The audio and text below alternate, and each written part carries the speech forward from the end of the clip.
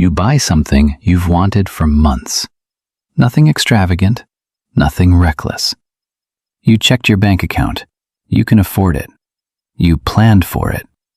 And then, 20 minutes later, the guilt arrives. A strange heaviness. A voice asking, "Should I have bought that?" Another voice saying, "People like you shouldn't spend money on things like this." And suddenly the excitement disappears. What's strange is that this happens to people across every income level. Some people feel guilty spending $50. Others feel guilty spending $5,000. Which raises a question. If the guilt isn't coming from the price tag, where is it coming from? And by the end of this video, you'll understand why your relationship with spending might have far less to do with money than you think. Most financial advice assumes guilt comes from poor decisions. Spend less, budget better, track your expenses. And while those things matter, they don't explain why someone feels ashamed after buying something they already budgeted for. Because guilt and shame are different things.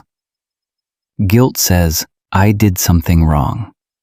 Shame says, "Something is wrong with me." That distinction matters. According to researcher Brené Brown, shame thrives in secrecy and self-judgment. And for many people, money became connected to shame long before they ever earned their first paycheck. Long before investing, long before debt, long before adulthood. The story often starts in childhood. Imagine growing up hearing things like, "We can't afford that. Money doesn't grow on trees. People like us don't buy things like that. That's a waste of money." Maybe your parents were struggling. Maybe they weren't. The surprising thing is that the emotional message matters more than the actual bank balance. Children don't learn money through spreadsheets. They learn it through emotion, fear, stress, conflict, silence. Brad Klontz, a financial psychologist, calls these money scripts. Unconscious beliefs about money that form early and often operate in the background for decades. The child who learned spending equals danger often becomes the adult who feels anxious every time money leaves their account, even when they're financially secure. Here's where the psychology gets interesting. Your brain isn't designed to maximize happiness. It's designed to maximize survival. Researchers Senthil Mullainathan and Eldar Shafir studied scarcity and found something fascinating. When people experience scarcity, whether it's money, time, or resources, their attention becomes trapped around avoiding loss. The brain becomes hypervigilant, even years after circumstances improve. In other words, your bank account may have changed. Your nervous system may not have gotten the memo. So when you spend money today, part of your brain reacts as if survival itself is under attack. Not because you're irresponsible, because an old alarm system is still running. But money shame goes deeper than scarcity. For some people, spending triggers a question they never consciously ask. Do I deserve this? That question sounds financial. It's usually psychological. Many people grow up receiving approval for sacrifice, for being responsible, for going without, for putting themselves last. Eventually, deprivation becomes part of their identity. Then something strange happens.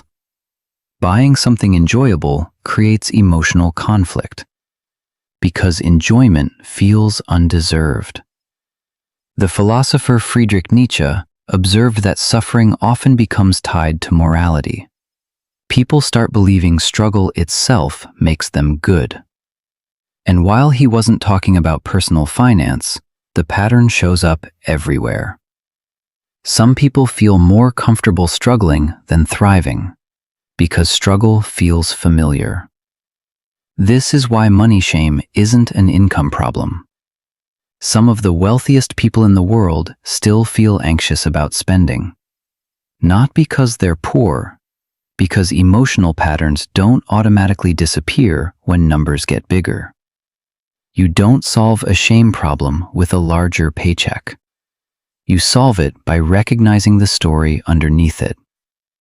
The story might sound like, if I spend money, I'm irresponsible. If I enjoy money, I'm selfish.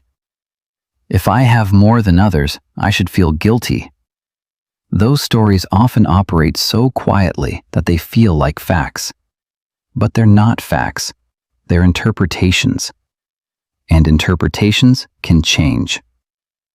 The real reason you feel guilty every time you spend money isn't because you're bad with money. It's because somewhere along the way, your brain learned that spending and shame belong together. And every purchase activates that old association. The purchase isn't the problem. The meaning attached to the purchase is. Once you see that, something changes. You stop asking, was this purchase wrong? And start asking, what story is this purchase triggering? That's a completely different question, and it leads to a completely different life. The goal isn't to spend recklessly. The goal isn't to ignore your finances. The goal is to separate financial reality from emotional inheritance. A thoughtful purchase is not a moral failure. Enjoying something you can afford is not a character flaw. And your worth as a human being has never been measured by how little space you occupy in your own life.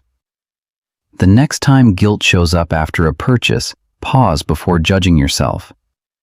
Ask one question. Is this about money, or is this about an old story? You might be surprised by the answer. And if this video hit close to home, tell me in the comments. What's one money belief you inherited growing up that you're still trying to unlearn today? Because sometimes the most expensive thing you carry isn't debt.